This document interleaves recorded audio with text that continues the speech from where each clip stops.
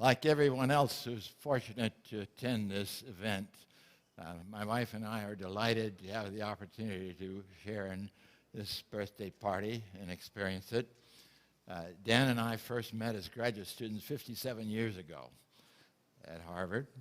I was a physics student, so after the first year in the physics department, I was way across the street, Oxford Street, as you know, but I still saw quite a bit of Dan.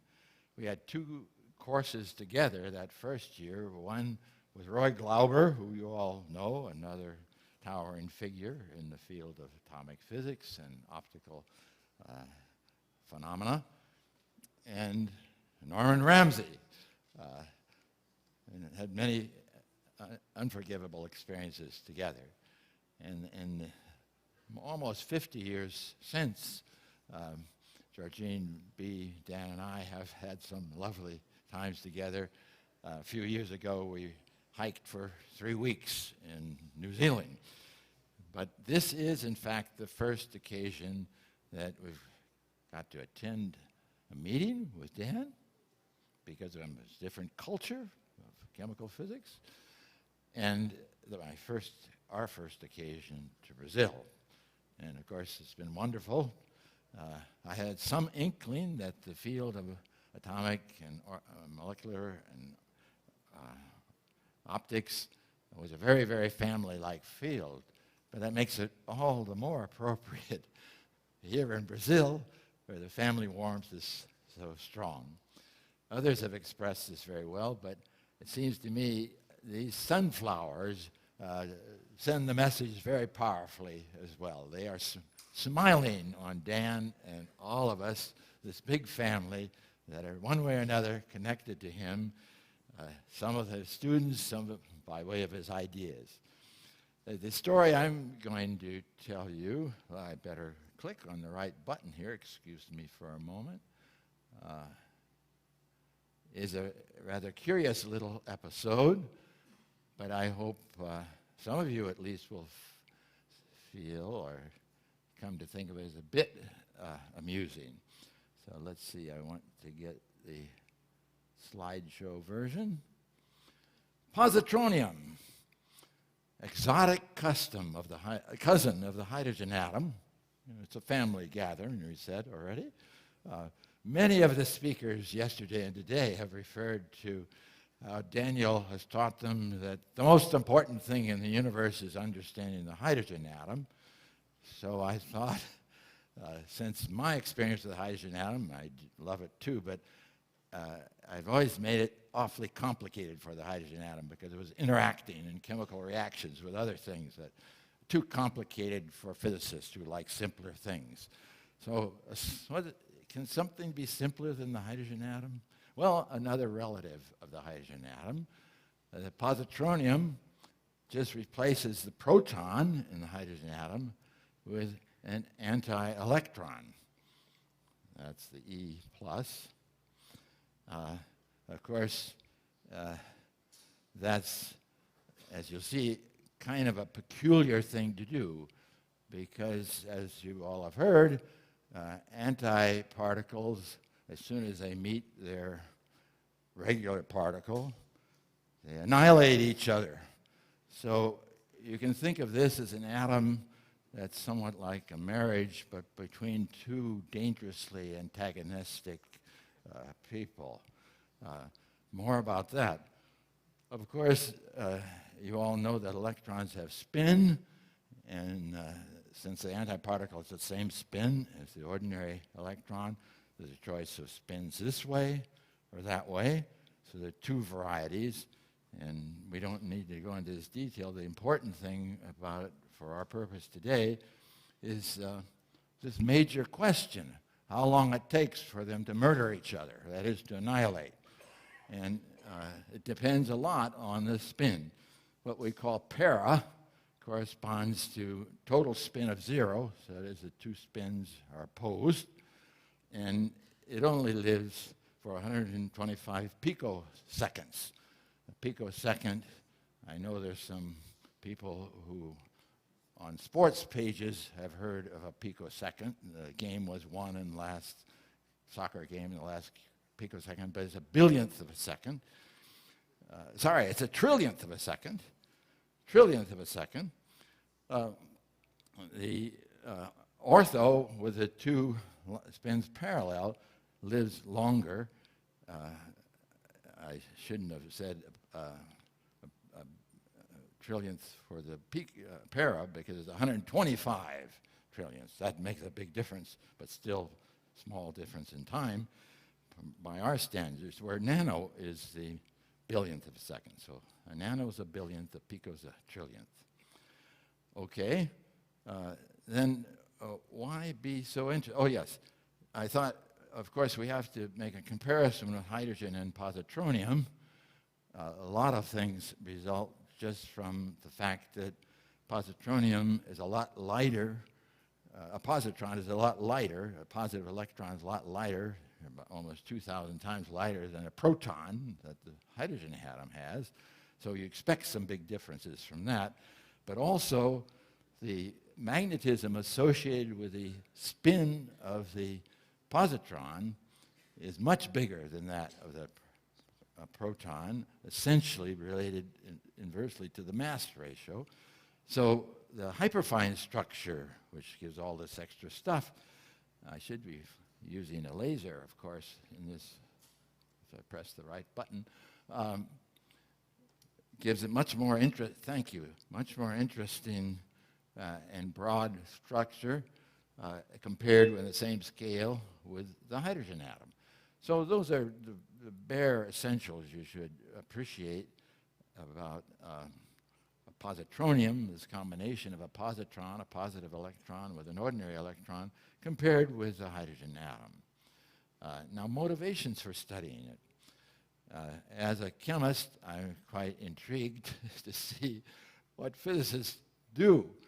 And in particular, at the University of California, Riverside, David Cassidy and Alan Mills have a group studying for some time. I think many of you here probably are familiar with the incredible work they do.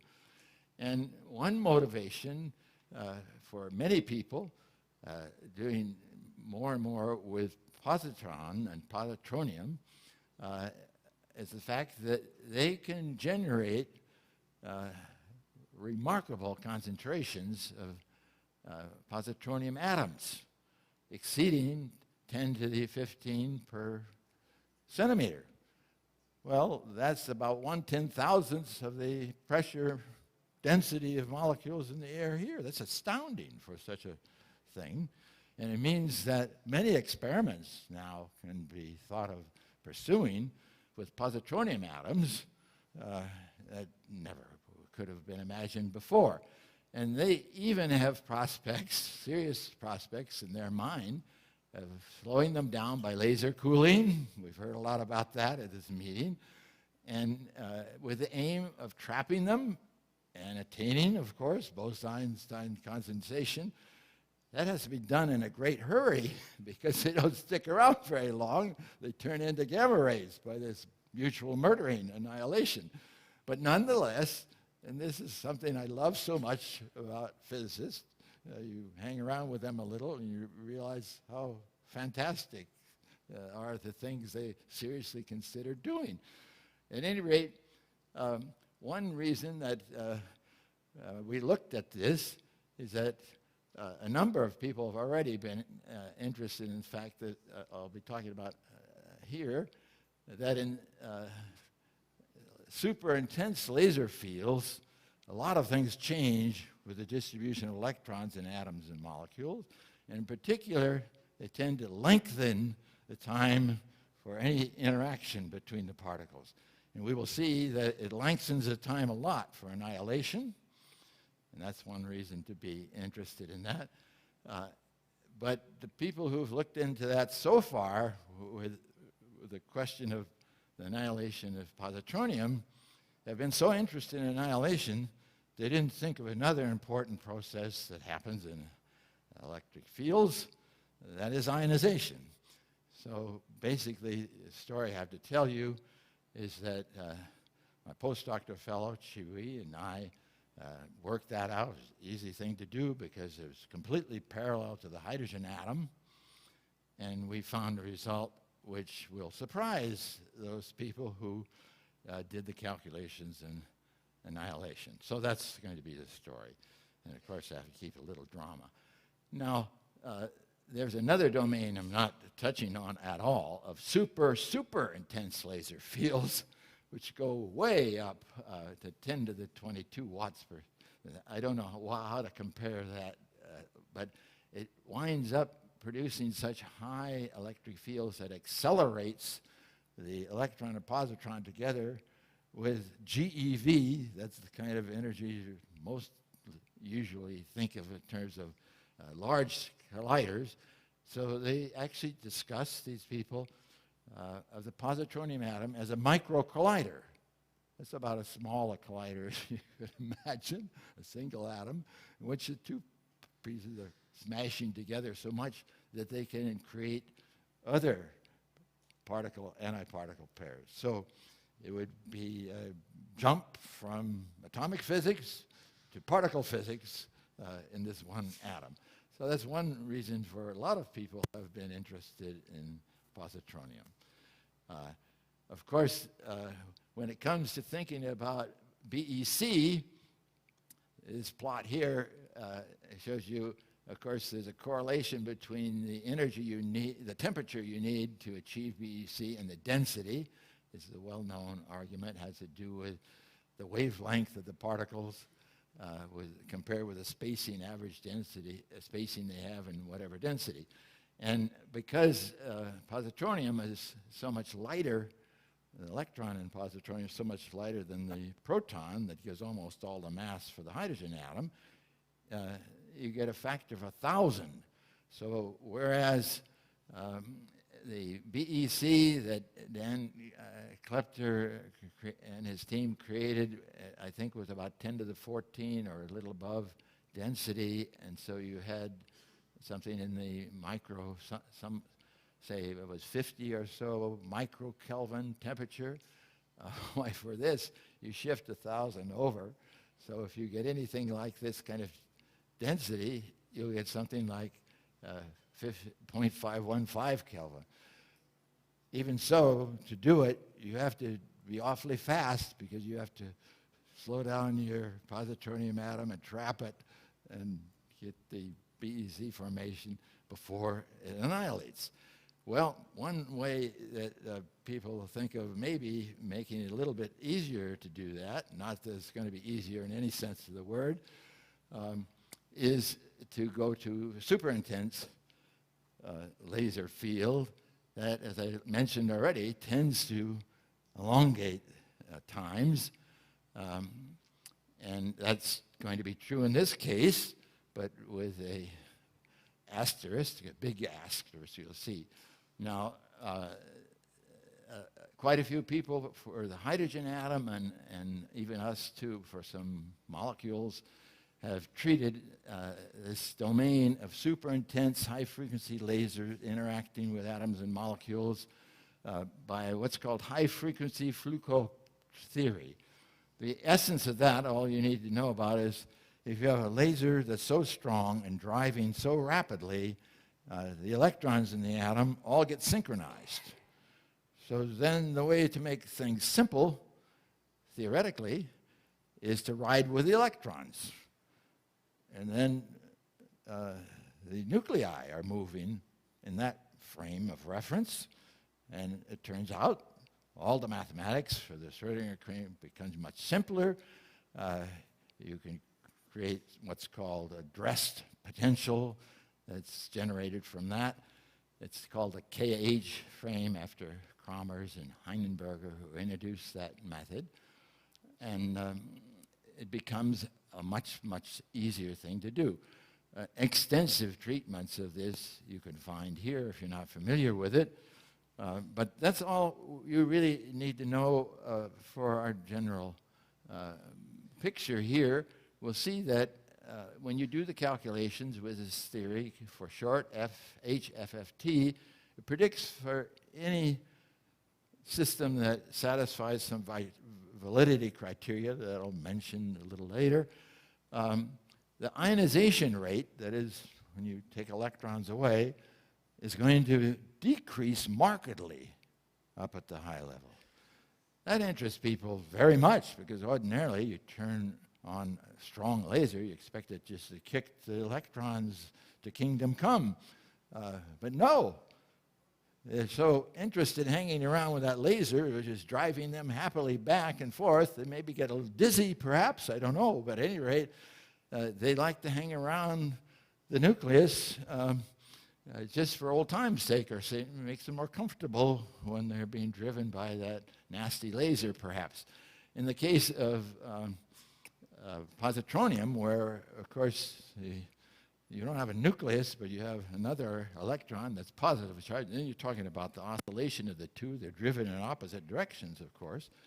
But this same so-called stabilization is really an inhibition of the rate of ionization. So that was another reason I thought it was appropriate to mention here, because you've heard many references to Jan's great paper on the inhibition of spontaneous emission. Well, this is somewhat akin to that, and that is inhibiting something that ordinarily happens very freely when you're kicking electrons out. And we'll see it also inhibits annihilation. So the interesting question is how much it does that for those two phenomena. So I'll just show you for simple cases. Here's what the energy looks like. It's scaled to the reduced mass, which is a way of just allowing for the fact that you replace the heavy proton by a much lighter positronium. Otherwise, to the lowest, simplest first approximation, the energy from the ground state is the same problem as the hydrogen atom. So it's a good homework problem for students. And in this dress potential, it's almost as easy as the hydrogen atom thing. And you see, we plot it here as a function of this reduced mass times something labeled alpha 0, which is the amplitude of the quiver oscillations that the electrons experience, in this case electron and positron both in opposite directions, as they're driven by this high-frequency laser. So this is familiar units, atomic units that all physicists know, named in honor of Niels Bohr, the centennial of the paper in which he introduced that unit naturally in solving the hydrogen atom problem. He would have probably enjoyed solving this one too, but he's already really solved it. So see what happens is you drive stronger and stronger, this energy goes higher and higher, so the binding energy of the two particles gets less and less because it's here, but it never crosses into the continuum. It never goes where it would go if you were ionizing and separating the particles. That still happens, but they have to be kicked off. And that's part of why the ionization rate is slowed down a lot. So here's what things look like. I'm charmed that it looks so much like some of your figures, but this is completely different. This upper panel shows, well, first for 0 quiver amplitudes, that's the ordinary thing. That's what the ground state hydrogen atom potential wave function would look like. But when you drive it, say 50, is that 50 or 40, back and forth, 40 angstroms, Bohr radii, or 100, you see that from this frame, you get two peaks because when things turn around, they stay a little longer in the turnaround. And so that's what it is. And those turnaround points get further and further apart as the laser is driving them. And this is for linear polarizations, for you're just driving right and back. The lower one is just in the ordinary frame of reference. Here's circular polarization. Again, that's in the moving frame that moves with the two particles going in opposite direction. This is in the non-moving train. Now then, let's get right to the things that matter. Here's how ionization lifetimes go with the quiver amplitude, the all-important thing. As you drive them further and further, oscillating apart, thank you, their lifetimes and the solid curves are for linear and circular for the hydrogen atom, and you see it's nearly identical for positronium and not very different. It's a logarithmic scale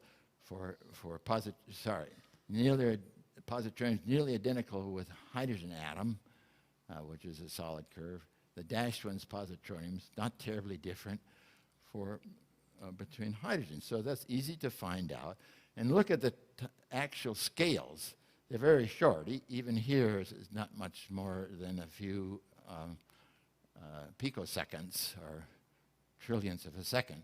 So there's a big increase from what it would be down here at much lower amplitudes of driving, but still, it's still not enormously long. Here it is for annihilation. Here is plotted on this scale the ratio to the field-free with no laser annihilation times that we gave you already. You saw they differ by a factor of 100 between the spins this way and this way. That's still true all the way along. Circular, again, is slowed more, but you see it's slowed about 3 or 4 factors of 10 as you get up to this neighborhood of driving. It turns out a wave in this position, 80 or so atomic units, because a readily available laser right now can do this with this system, as I can mention later. Now here's the punchline then, where I should have stressed on the ionization thing that the frequency of the laser, this is in certain units that are defined by, in a way I won't go into now, but this corresponds to a laser which in energy units would be about 6 electron volts for those who care about such things. And it's about the most highest frequency laser that probably convenient to do this sort of thing. And you see this, of course, is for linear, that's our curve. But in any case, the important thing is that the lifetimes are much, much shorter still for ionization than for annihilation. They're all enlarged by driving them in a super intense high-frequency laser field, but the ionization lifetime is very much quicker. So we reached the conclusion right away, over a wide range of intensity and frequency and so on, this thing I just told you is true. And so here's a whimsical analogy. The positronium atom might be likened to a dangerously antagonistic married couple, as I already suggested, caught up in super intense social interactions, such as you might experience here in Brazil, as we've already witnessed, that propel them apart far enough on average to thwart their opportunity to much lower it, to murder each other. So that's really the line. It's sort of a gruesome thing to mention in a family birthday party, but I hope you might find it of some interest. Now, I'm going to just momentarily say the validity criteria I should mention. The frequency has to be high enough so that it's above the internal motion frequencies within. And of course, as you saw, at larger amplitude, the binding energy gets smaller and smaller, and so then it's easier and easier to maintain this. So that's one criterion. This other one, to correspond to the sacred relativity theory and another approximation, that sets an upper bound. In any case, we worked out a little way of figuring that out and find this laser will satisfy this with a frequency corresponds to 60 V or so in energy. You can easily calculate the corresponding intensity you need, and that it can supply that as well. And this column here tells you that it's 11 or 10 times, fulfills the inequality on both ends. So it's a validity criterion. All right, that's a little diagram that would work. So this comes to the end. The lesson that I think you will all enjoy is this one, which Dan and many other people here have emphasized. Let's see if we get enough volume. Before you leave these portals to meet less fortunate mortals, there's just one final message I would give to you. You all have learned reliance on the sacred teachings of science, so I hope through life you never will decline, in spite of Philistine defiance, to do what all good scientists do. I may repeat that, but this will come to the refrain, and that will be... Before you leave these portals to meet less fortunate mortals, there's just one final message I would give to you. You all have learned reliance on the sacred teachings of science, so I hope through life you never will decline, in spite of Philistine defiance, to do what all good scientists do. Experiment, make it your motto day and night. Experiment, and it will lead you to the light. The apple on the top of the tree is never too high to achieve. So take an example from Eve. She was our first experimentalist. Experiment. Be curious, though interfering friends may frown. Get furious at each attempt to hold you down. If this advice you always employ, the future can offer you infinite joy and merriment. Experiment and you'll see. Okay.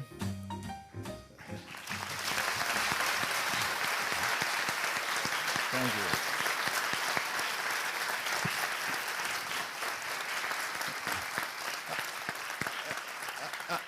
I thought this might be a nice theme song for this organization. Yeah. Perfect. So, do we have any questions? Can you save for? Oh, no, okay. There's always a question. Of course, Bill. So in the eventual process of going to high densities and getting Bose-Einstein condensation, one usually relies on collisions between the bosons. So what I'm wondering is, will collisions between two positronium atoms lead to additional channels for annihilation? And will that be another thing that kills you? I would personally think that's highly likely. But of course, I've learned already that physicists aren't daunted at all. Sometimes think, oh, we may figure a way to get around that. Because I've heard several stories here already that I would have guessed wouldn't be possible. Well, it's just always nice to know what the orders of magnitude are. Yes, yes. We don't know them even right now. So it's a nice homework problem for someone, or some ambitious graduate student might say, maybe this could be a chapter of my thesis. So. Thank you. We have another question there, and that will be it. I think there's a question up there. Yeah. Hello, Professor. Yeah. There. I just wonder, is there any momentum exchange between your laser and the positronium in this process? Is there a heating? Oh, yeah, that goes into the calculations. Yeah, sure. And I didn't think we would want too much detail. no, I mean, is there a heating from this We have process? a paper that I can give you that has all this stuff worked out. We sent it in a month ago, and we are waiting to see whether the editor rejects on the basis of the last sentence, which is the one I quoted you about the murdering of And what is the size of the heating? Do you have an estimate, or I beg your pardon? the size of the heating? How much energy would you transfer? I can't tell you right now. Okay. Sorry. Okay. Dudley, I'm way over here.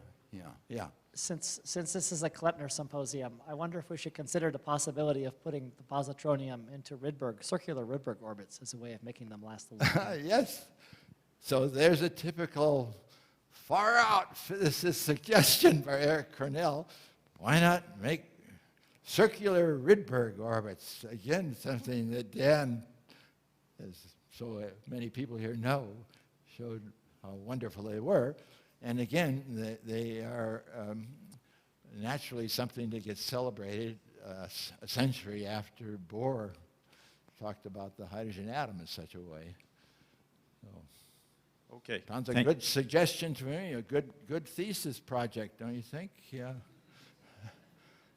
Okay. Thank you, Professor. My pleasure. If you'd like to say it's now or never.